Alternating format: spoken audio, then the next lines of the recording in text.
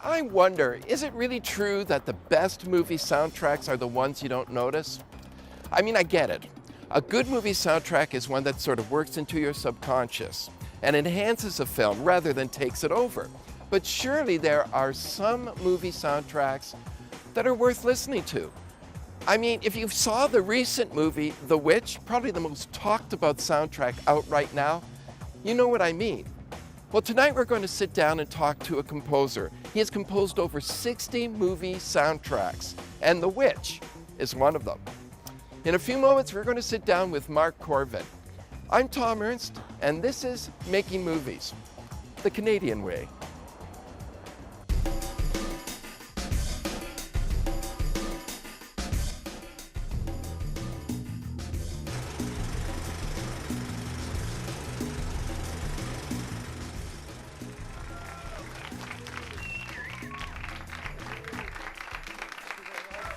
Mark Korven, our guest today, Mark Korven. Nice to meet you. Music soundtracks. I just saw The Witch, which you just did the soundtrack for.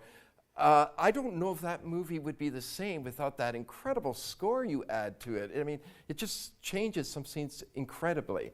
And a lot of the critics are talking about the score in particular. I mean, how do you feel? It's not often that critics focus on the soundtrack, sometimes even more so than the movie. No, it was actually quite a surprise because, I mean, for me, the music score that I did was largely improvised, whereas I'd have a personal bias, I think, whereas because I've been a composer for a long time, I think of a score as something that has to be carefully composed and melody has to be right, harmony has to be just right. But this is a very freewheeling score that was meant to be only strictly supportive of the film and the drama within the film itself. So when it started getting some recognition beyond that, it was quite a surprise for me, so it's lovely.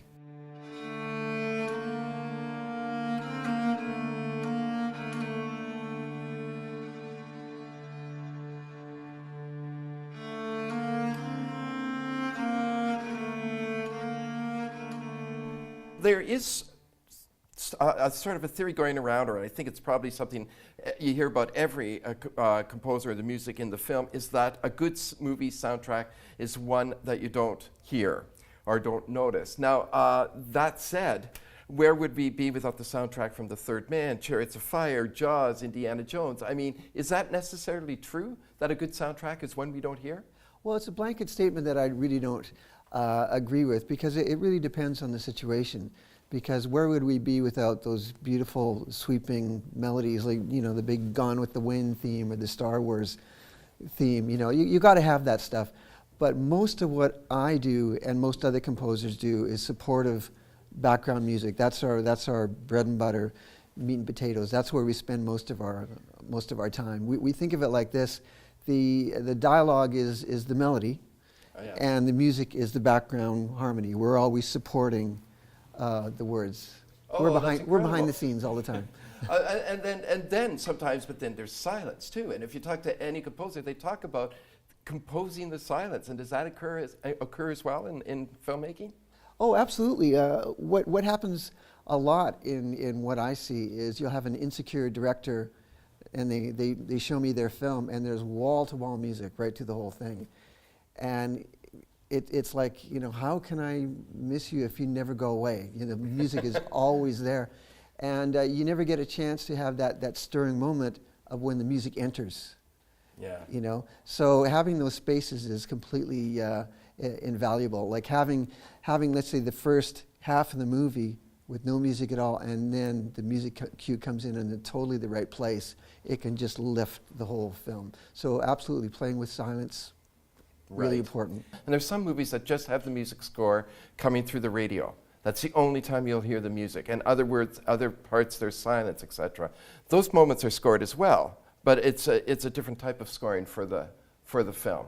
And I'm wondering if that is something you would even do, even consider, if you think that works in a film, or does it absolutely have to have those moments that you're talking about, those sweeping moments? Oh, well, usually I'm not involved with what I typically call source music. Source music is where there's an on-screen source of the music, like car radio or a band playing or something like that. Usually I'm not involved with that. I'd like to be more involved than I am, because typically the film arrives with that already on it. You know, and sometimes I wish the directors would go, "What do you think of this piece? Does this work for you?" You know, I'd like ask the music expert what they think of the pieces that they've chosen, but usually I'm not involved in that choice. But can you be? I mean, can you sort of say this isn't working? It's really, I mean, are you allowed to have that voice? Probably a good idea to keep your mouth shut about it if Yeah. they've already bought the piece of music. I remember it happened once where I did a film back in the 90s called Curtis's Charm. It was like a junkie drama. Yeah. A really interesting film. But the film started out with this song that they had for the first 2 minutes of the film, and I said, "Guys, it's just not working. It's just not right for the picture." And the editor, who had been working on this film for quite a long time, just gave me one of those, you know, looks, "I hate you" looks. But in the end, you know, I said, "Try another piece." And he tried another piece, and it lifted the whole film, and it was just fantastic. And by the way, I'm best friends with the editor today, so it all worked out. Oh, that worked out. Yeah. That was good. When you want to get into composing music for movies, Yeah. okay, which is it first? A music degree? You're interested in music, you get the music degree, or you're interested in cinema and you want to contribute to that, so you get the film degree. Like, I mean, are the two compatible? Well, I think the main thing that you need to do what I do, you have to have a passion for first of all, film music, and secondly, film. You totally have to have that passion for film, because I think a lot of people think of a film composer, oh, he's just a musician, we'll just tack him on at the end of the process. But good film composers are very much a part of the whole filmmaking process, and they see themselves largely as filmmakers, you know, not the musician on tacked on to the end of the process. Yet so many people collect music soundtracks from movies, and I've always found, like Bernard Herrmann's music and stuff like that, I always thought that, you know, is essential. Like, I mean, does the music stand alone outside of the film? It's a bonus if it does. Yeah. But it's, you know, we write film music. It's meant to be married to the picture, and whether or not it stands on its own outside that is kind of irrelevant. In fact, you can have something that stands by itself that works really great as a piece of music, and you put it in the film that it was meant for, and it just doesn't work very well. You know, so you're writing different kind of music when you're supporting the scene. You're not really thinking in those terms, like, oh, how can I make this an interesting piece of music? You're thinking, how can I make this a better film? Right, and then sometimes, though, it could work that the music, we've all seen movies where the music just makes too much of a statement, and you have to sort of bring it back. When the film may not be working on its own, like you say, an insecure director, and that music becomes too much. So when do you know when to sort of pull back, when to let the dialogue work for itself, when to let the scene work for itself? When do you know when you have to push harder? Well, I always, well, I should just preface what I'm going to say with, you know, what we like to say is, as film composer, you can only make the corpse look better with music. Like, if the film is dying, yes, you can add music, but it's not going to really help. You know, sorry, I forgot where I was going with this. Well, we were talking about when you use music to sort of lift up a scene or change a scene, or when to pull back. Like, when you need to use your music to change a scene that perhaps is a dying corpse, or when you just sort of allow the film itself to speak for itself. Well, you can only do so much if the scene is not working, because if you get too heavy with it, it's just going to make it worse. So, I don't know. I mean, one of the great soundtracks is from The Third Man. I mean, by reputation. Yet I must confess that I find that the soundtrack very distracting for the movie. And yet sometimes, and it's just repetitive. Do you know the film and the music? I know the film. You would almost have to if you're a composer. I mean, isn't that one of the great, supposedly, music scores in cinema? Well, probably a lot of film composers are going to hate me for saying this, but it was not something that I I didn't really enjoy that score. I didn't think it was totally appropriate for the film. They're gonna, I'm with you. They're going to hate I'm me for with that. you. But no, I just found it a really perky, fun, up-tempo score for a very dark film. Best friend I ever had. So you're going to find me the real criminal? Sounds like one of your stories. I get the idea of playing against that with music, but it felt like it wasn't really married with the film. It felt like there was this music created outside it, and they just threw it over top of the film. So I'm one of the very few who probably is not a big fan of that score. I've always been sort of surprised. And what was it called? The Zephyr? Was that the instrument that they used, or something of that nature? Yeah, I'm not sure, but yeah, it's like a hammer dulcimer. Yes, yeah. exactly. And if you go to Budapest and Vienna and you see it, they have a great museum to it with the actual instrument. Yeah. But then, on the other hand, you get a film like Jaws, where the soundtrack may have, when we're talking about what could have been a dead corpse, Jaws, that soundtrack may have saved that film. Well, I think it would have been pretty good without it, You think? but certainly the score like lifted it immeasurably. Well, and then the fact that you couldn't see the character, the creature, and then just the music sort of came beforehand. It became sort of like one of those great sort of moments in cinema and music as well. Well, wouldn't it be interesting to see that film without any score at all? Like, how would you react? My guess is it wouldn't be that interesting. My guess would be we'd go, I don't know. You wouldn't know the shark's coming. You didn't see it. Like I mean, this is a good point of just how instrumental, pardon the pun, the music is in a film. That it can really can change the very nature. But sometimes the silence can be very powerful too. So I'd love to see Jaws with no music, and once you get used to no score, I bet there'd be a lot of tension and suspense in that silence. So I have a composer on the show that's telling me that there should be no music. Don't in hire this me. particular. You started interesting enough with Patricia Rozema's film. I Heard the Mermaids Singing, which was a huge hit at Cannes. It just sort of like nobody saw this one coming, and did very well. How did that relationship start? It was a total fluke. Actually, it was the first film that I was involved with. I was working on.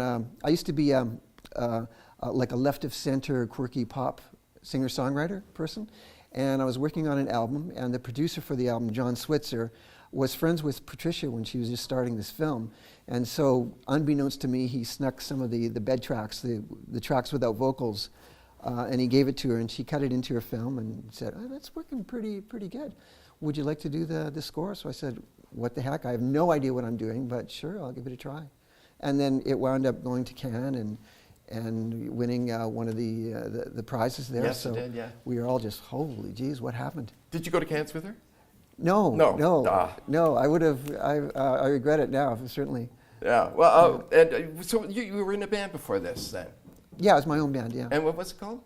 It was called Mark Korven, catchily Imagine enough. that. Yeah. What were some of the bands that were happening at the time then that might have influenced you, that you were working with? Like when you say what did you call it? Off of center? Like left of center. Left of center pop. So yeah, we're so talking, like Scott Merritt or Jane Siberry, people like that. Right. Who also I They think were actually on. We were all on the same label at the time, actually.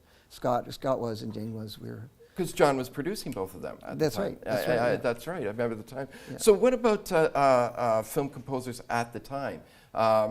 You already decided that you didn't think the third man composer was working. Sorry. So what other? That's okay. I didn't think it did either. What other composers were working at the time? Like was Bernard Herrmann still the guy to look to? You know, I don't know. I was totally oblivious.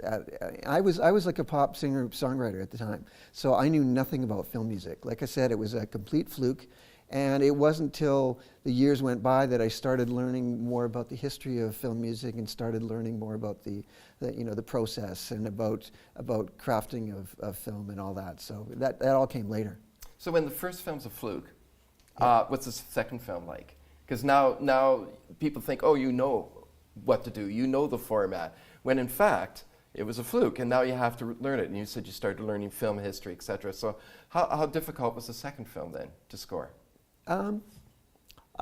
It was fine, really, because I, as soon as I started doing it, I realized that I loved it, and it just felt like a good match for me, because I really felt awkward as being the front person in a band in front of an audience.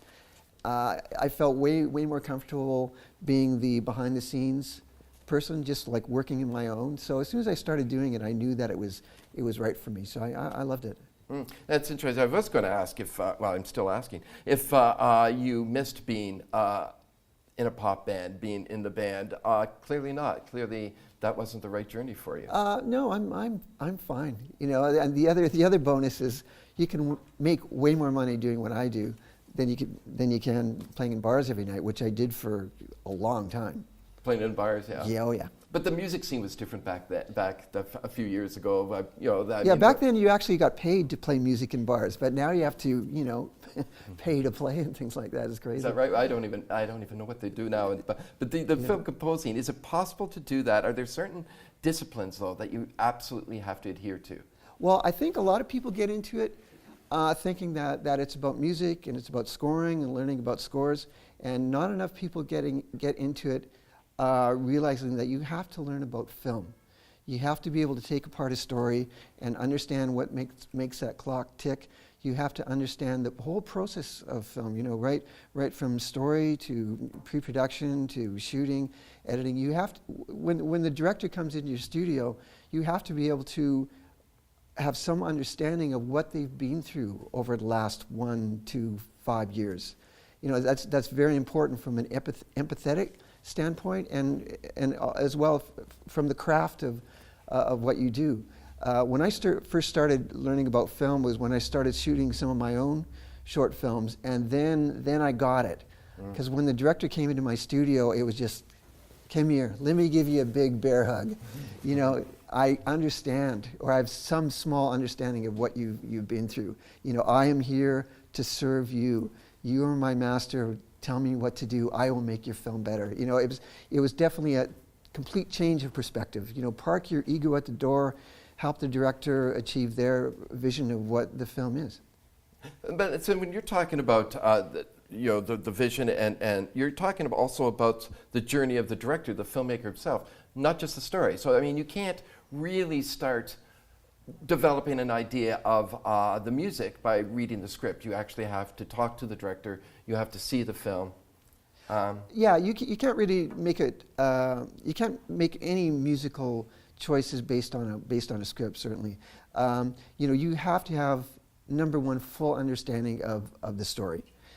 You have to know what's underneath, all the subtext and all that. So that's the first thing I try to do: have complete understanding, and then I can start talking about musical ideas. So you can't think of it like a musician. You know, you have to think of it like a filmmaker. Okay, so there are some filmmakers that come to a composer with what do they call it? A temp? Yeah, temp score. Yeah. A temp score. Yeah, so that stands for temporary score. Yes, yeah. And do some people, some composers I've spoken to really dislike a temp score. That they don't want to be told what direction to go. They don't want to have a different tune in their head already. They want to be able to create that tune. Yeah, you know, that's a very big subject. When I first started scoring films, like way back in the horse and buggy days, they didn't have movies then. Well, they would cut. I don't know if you were around then, but they used to cut films on these big Steenbeck machines. Yeah. You know, it was all reel to reel. So it was like, oh, we should throw some music in here. It was like, oh, okay, now we got to go over to the bin and, you know, reach into the bin and get the magnetic tape and throw it on there and, you know, do all the things with the razor blades and all that. And now it's like, oh, we're in Pro Tools or, you know, Final Cut Pro, whatever, just drag that file, boom, there, got a temp score. It's like so easy. So what's happened is everything that comes to me nowadays has a temp score in it. And what that has led to is the editors who want to sell their final edit of the film, they got to have that temp score in there because that helps them get everyone to sign off on their edit, you know, because if the music can really make that film work, it can really hold things together. So basically, almost no editors cut without music at all. The music is always there. That's interesting because I've heard from a lot of other composers that's not always the case, but that would have been then, and now it's a lot different. Now you could sort of change it at will. You know, I mean, it's an easier process then. You Oh, don't yeah, have to have well, that it's because locked in. because it's so effortless. It's always there. But just getting back to your original question, it's very much a double-edged sword. The basic rule of thumb is if they've been listening to the temp score, the longer the director and editor have been listening to the temp score, the harder it is for you to pry that temp score out of their cold, dead fingers. Mm-hmm. You know, so that sometimes if a film arrives and it's like, so how long has this temp score been in? 6 months, and it's like, okay, I think you're going to have to find someone else for this Wow. film. It can be that bad, especially if it's a bad temp score. That can be really terrible because trying to get them to change their opinion, it can be really hard. Sometimes if it's a good temp score, that can be really hard too. Like I said, double-edged sword. So if a good temp score is on the film, you know, that can be really inspiring. It can take you in new ways. But the bad side of it is you never get a chance to let your imagination just roam wild. And what could this score possibly be? You never get that chance.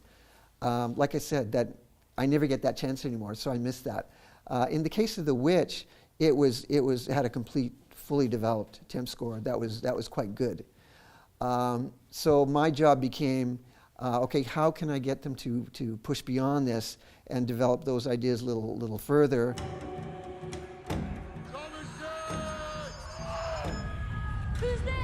So it was a bit of work, but the director, Robert Eggers, he's a great guy, wonderful human being, hugely talented, and he would listen. You know, that if I had an idea of like adding a choir, for example, in The Witch, Yeah. you know, it took him a while to come around to that, but in the end, he said, yeah, that's a good idea. Let's go for it.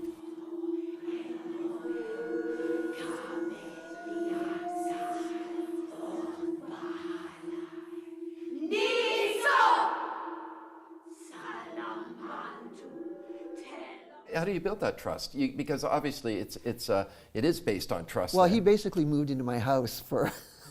Basically, or did? Well, basically, I mean, he would show up first thing in the morning and then work right through the whole day, and then we'd have dinner and then come back at night and we'd keep working, you know, Wow. which is really unusual. Usually it's you do a music meeting for a few hours, then come back the week later, you play backs, notes, things like that. But with Rob, he's so hands-on with every part of the whole process, right down to the period authentic buttons Wow. Yeah. on the costumes, you know, the tools that they built, you know, the cabins and carved at the wooden shingles. They all had to be period tools that they made these shingles with, and that went right through the whole process. He was there like 100%. So when it says it's a Robert Eggers film at the beginning of the film, it is a Robert Eggers film. You know, that hands-on, that could be good or bad too. Like, I mean, how many audience members will actually notice that that's actually a period piece of equipment there, and they go, or is that just there to sort of give the feel for the performers, and then maybe you even looking at it so that it becomes a subconscious thing? I think it's very much a subconscious thing. Yeah. People sense that authenticity, so it comes through in other ways, not in physical ways, but just an energy. Yeah. I think. That that movie is sort of like renowned for being exact to the period, and that's part of the charm. No, charm is not the right word for this movie. That certainly is part of the appeal of this film. Yeah. But then when it came down to doing the music, I mean, where did what happened to authenticity? I mean, what instruments could you use? What sounds couldn't you use? Well, there was rules. There was rules that Rob laid down when I first got together with him. No drums of any kind. He didn't want traditional strings like violins. There's no brass, no woodwinds. What's left? It had strings, but it couldn't be like traditional strings. So unfortunately, I played this medieval. It's a medieval keyed violin. People call it a cross between a typewriter and your grandpa's old fiddle. So you bow it with one hand and you key it with the other hand, and it goes clink, click, clack, clack, clack while you're bowing. As soon as Rob heard that film, he's like, "You're the man. You're the guy wanting the score. I love that instrument. It's going to be the backbone of the score."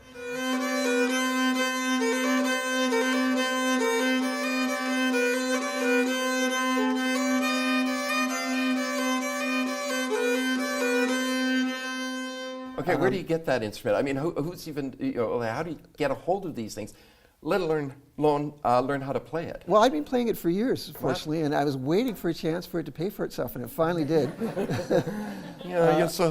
But it comes from originally from Sweden. It first signs of it were around 1350 or so. It was developed around the same time as the hurdy-gurdy, which is a similar sort of thing, but with a crank, which we also had on the film. Wow. And then we also had a waterphone. Do you know what a waterphone is? I do not know. A waterphone. Okay. Anyone know what a waterphone is? No. Waterphone is like two steel serving trays, and they're welded together, and then they have brass rods going around the circumference of it, and you take this big ass bow, and you bow the rods, and it goes. Sort of makes sounds like this, and then you have water inside it that slooshes around while you play it, so it goes. You don't need one. You don't need one. That was fantastic. Yeah.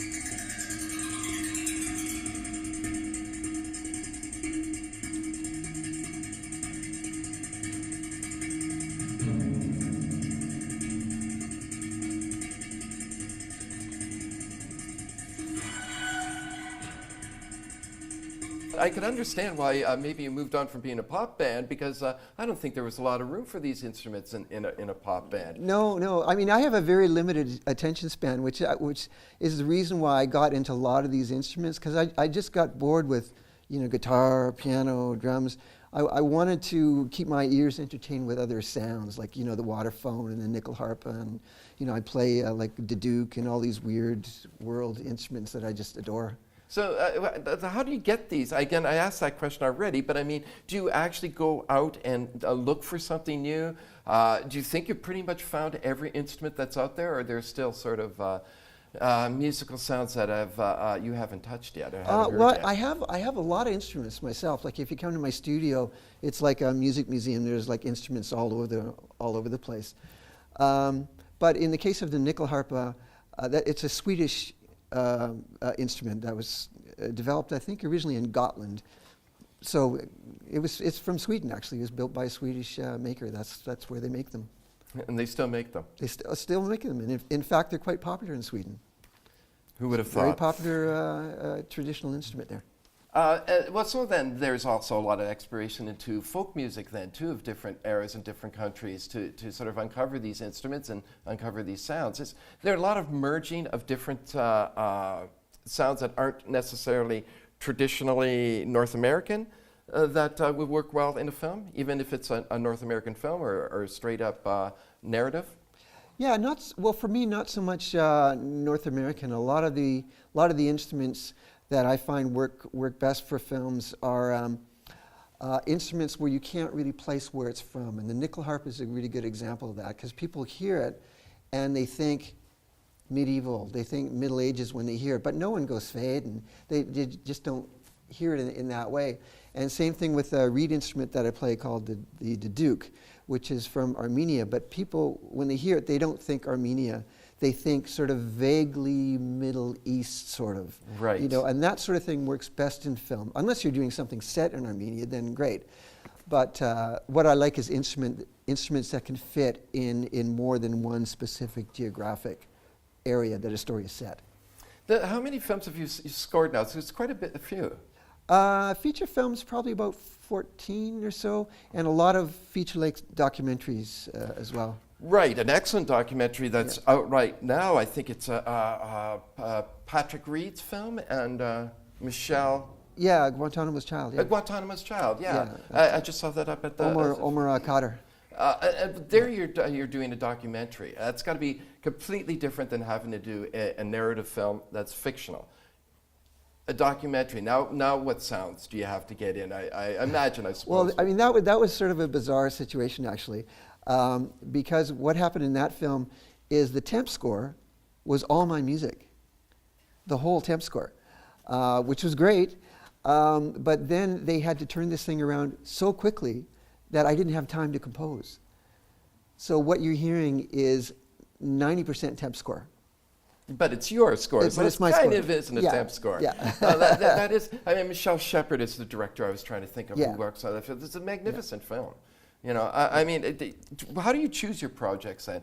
You gave us a hint when you said when you turn them away, but what do you accept? What do you look for? I mean, clearly you've taken, if you're going to take Patricia Rozema's film, you're going to take The Witch, you're going to take Guantanamo's Child, you've got a sense of story and an idea of the kind of story you want to be involved in. And what does appeal to you? Basically a good story. You know, whether it's a feature-length film or a documentary.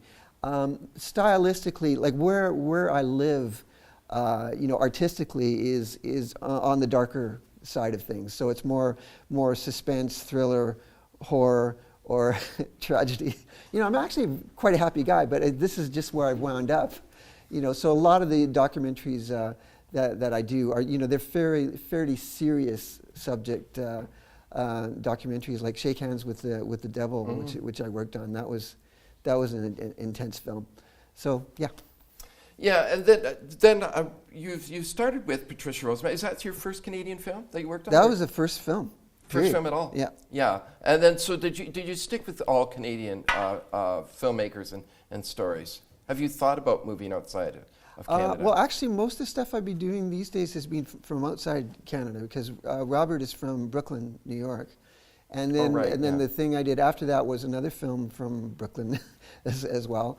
And I've been doing stuff from London, England. But I still work for White Pine. They did Guantanamo's Child and Shake Hands with the Devil. So I still work for them. But yeah, so I've gone international. And is there something about working with things? Is there a Canadian composer? Like I'm thinking of Michael Dana, of course, who won the Oscar for Life of Pi not too long ago. Him and his brother, both composers living in Toronto. Yep. I mean, there does seem to be a lot of great composers in this city. Well, yeah. I mean, no one can slight, you know, Canadian composers after people like Howard Shore. Howard Shore. And Michael, you know, winning the Academy Award. Yeah, no, we're definitely serious contenders. You know? Yeah, Howard Shore won too, didn't he? For I think Lord of the Rings. Now I know Dana has packed up and went down to the States now. He kind of goes back and forth. Oh, does he? He still lives here? Yeah. What is it the draw to staying here in Toronto and not moving to LA? You'd have to ask him. I don't know. What's your draw? I mean, staying in Toronto, not moving to LA. Well, it's just I've been here for so long, and all my friends are here, my family's here, so yeah. And LA is it's a fun place to visit, but I don't know if I'd want to call it my home. Right. Yeah. What do composers do that are currently out there in Canadian? Hopefully, if not, that's fine. But that you find inspiring, that you think is doing really good work right now. Well, I love what Michael does. Yeah. Yeah. No, I mean, there's too many to name, actually. Really, I mean, it's a big a group of people, like the community is huge. Yeah, I'm part of the Composers Guild. It's it has probably about 350 working composers. So yeah, there's a lot of people. It's a huge community. It's a wonderful community. Very supportive of each other as well. So is there room for people who are getting into it now to want to be composers? Where's that job going to? Where is the technique going to? Because I mean, the way we're making movies is changing, and I assume that the way we're making the music for film is also changing. Yeah, it's very different. Like back in the earlier days, the director would come into the music meeting. You'd be there with your piano, and you go, okay, here's the cue. Woodwind's up here, bass is down here. The timpani does something like this, and the director's going to be nodding his head because they'll be able to hear it all, right? They have that musical imagination and be able to hear what that orchestra is going to sound like. That's all changed. So when the director arrives, they basically expect to hear the complete score, right there in your studio. Mm-hmm. And if it's not there, they're not happy because we have the technology now to create that. But the downside of that is the musical imagination of being able to hear music in your head. That's kind of going away. So directors can't hear it anymore. And composers are starting to lose that too. Not many composers write on piano. They usually write with all their electronic gear. And do they write with the idea of other people being in studio with them? Do they write with other musicians? Not necessarily with them, but with them in mind? Like when you did the score for The Witch, is it just you on the water phone? Or did you have other people? No, it was me on nickel harpa, and the water phone as well, and an old, very, very cheap cello. That because I couldn't use drums, I would bang it with my hands or take the wood side of the bow and slap it. That was my rhythm section, was just like abusing this cello. Let's see what else. We had Ben Grossman on hurdy-gurdy, and he also played this Finnish instrument called the yuhiku, which is this ancient 3-string gut instrument played with a bow. It was the witch sound. That sort of sound. And Catherine Hill, who did some of the vocals, and she played nickel harpa as well. She's a very fine nickel harpa player. And of course the Element Choir. They're a completely improvised choir in Toronto. They were just wonderful to work with. We didn't write any music for them. The direction was sort of like, okay, you three just hold a note for 5 seconds, and you four come in with sort of a weird note, start sweeping around for a little bit, and then build to this huge crescendo. And when I drop my iPhone on the floor, everyone stop. That was the direction for the cue. So it was very freewheeling and loose. It might not sound like that when you hear the score, but like I said, it was very freewheeling and very improvised. It's certainly one of the scores that you remember after you see that film. I mean, it's so memorable, even though it's not one you come out singing or humming, but it's certainly one that you just go, wow, I don't think that sound put me in a different place altogether. Yeah, no, it is an original work, I think. I think largely because of the director, Rob, who has his own vision of the film and everything that came out of that. But I think people are reacting to that because it's certainly not typical horror movie music. No, it's not traditional. Yeah, no, not traditional at all. I mean, it's certainly come a long way from Tubular Bells, which was sort of the first sort of Exorcist and a few other movies like that. You see, did you have a particular... you mentioned genre films and the dark side. Is that what you like to work in those type of... Yeah, that's what I'm most comfortable in. Is that what you watch too, then? I watch a lot of dark stuff too, yeah. Yeah. Well, I mean, and that's got to sort of feed what your imagination and your scores and then what you produce then. Yeah, absolutely. Yeah.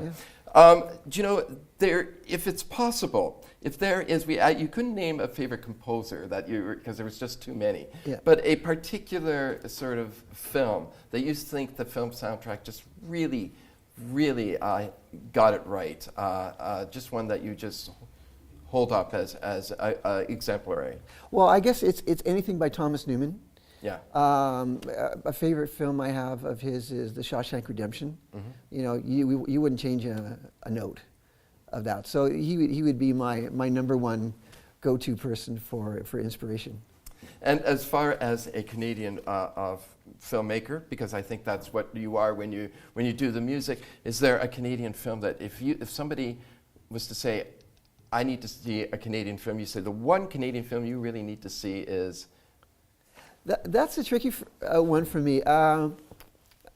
One of my favorite films is actually an animated NFB film called The Man Who Planted Trees. For 3 years, he had been planting trees in that desolate country. He had planted 100,000. I just love that film. It's a short film, but it's stuck with me to this day. I don't know who composed the score. The score is wonderful. The story is just absolutely breathtakingly brilliant. I would say Going Down the Road was a very early influence for me. A more modern film would be The Fast Runner. Yes, the Inuit filmmaker. Yeah. Yes. Yeah, that was a wonderful film as well. And there's an interesting score in that too, because they use traditional Inuit music. Forgot the director's name. Throat singing and stuff like that. Yeah. Well, there's so many different avenues to go when you're making music for a film. And lately, if you look at I guess YouTube or something, they'll play with the music, and they'll take a traditional horror film and then they'll put in different type of music, and all of a sudden it becomes like a comedy or something. I don't know if you've ever bothered to look at those. Yeah. I mean, that's a real sort of good example of how powerful the soundtrack can be, is it not? Oh, absolutely. Yeah. I want to thank you so much for coming out. Thank you so much, Mark, for coming in and chatting with us. It was a joy, and I think The Witch is an incredible film. I'm so glad people are talking about the score. Cool. Thank you. Thanks a lot.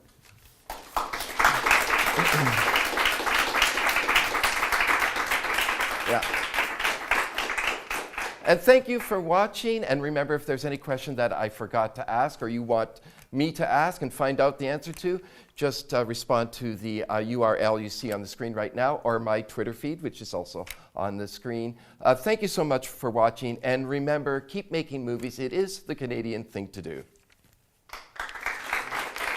Thanks, Mark.